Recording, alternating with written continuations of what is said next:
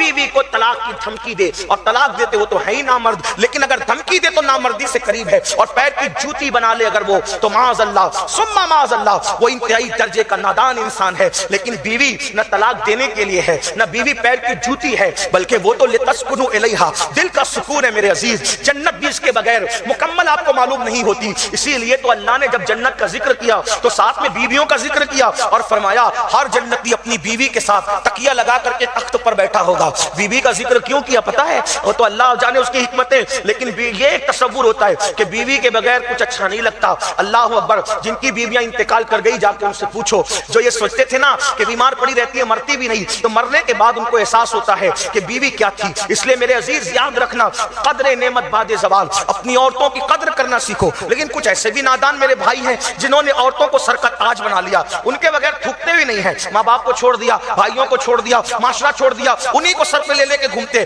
وہ بھی نادان ہے۔ یہ بھی قیامت کی نشانیوں میں سے ایک نشانی ہے کہ بیویوں کو قبلہ بنا دیا جائے گا، ان کے مشورے کے بغیر کوئی کام نہیں کیا جائے گا، وہ جو کہیں گی ان کی باتیں سنی جائے گی، مگر یاد رکھو نہ وہ پیر کی جوتی ہے نہ وہ سر کا تاج ہے، بلکہ اللہ نے اس کو دل کے قریب کی پسلی سے پیدا کیا ہے، اور سب سے قریب کی پسلی سے پیدا کیا۔ اس لیے عورت دل میں رکھنے کی چیز ہے۔ میں کہتا ہوں سر پہ رکھنے میں بھی وہ مزہ نہیں ہے، نہ پیر میں رکھنے میں وہ مزہ ہے جو دل میں رکھنے میں مزہ ہے۔ ارے نادان، سن لو تو صحیح، میرے آقا نے عورتوں سے کتنی اپنی ازواج پاک سے کتنی محبت فرمائی، کتنا پیار فرمایا۔ اللہ اکبر، میرے آقا علیہ السلام کا وصال ہوا نا، وصال تکیے پہ نہیں ہوا، بستر پہ نہیں ہوا۔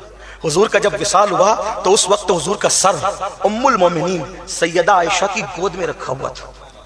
حضور علیہ السلام اتنا پیار کرتے تھے کہ حضور لیٹتے بھی تھے تو اپنی ازواج کے جو وہ زانوں پر، جس کو آپ اپنی زبان میں مانڈی، زانوں پر سر رکھ کے لیٹتے تھے، اور بہت پیار محبت کی باتیں ہوتی تھی۔ آج تو گھر جاتے تو غصہ ہی کرتے ہیں، چڑچڑا پن کرتے ہیں۔ مرد کا مطلب یہ ہے کہ وہ بیوی کو گالی دے، ماں بہن کی گالی دے۔ اللہ کے رسول علیہ السلام فرماتے ہیں جس نے اپنی بیوی کو گالی دے کے اس کا دل دکھایا، اگر وہ پہاڑوں جیسی نیکیاں لائے گا تو بھی اللہ تعالیٰ اس کی نیکیوں کو ضائع کرتے ہیں۔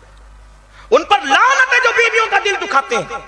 عورت ٹیڑھی پسلی سے بنی ہے میرے بھائی، ان کو نبھاؤ، پیار سے نبھاؤ، محبت سے نبھاؤ۔ اللہ تعالیٰ نفل عبادتوں سے وہ مرتبے نہیں دیتا جو مرتبے اللہ بیوی کی تکالیف پر صبر کرنے سے دیتا ہے۔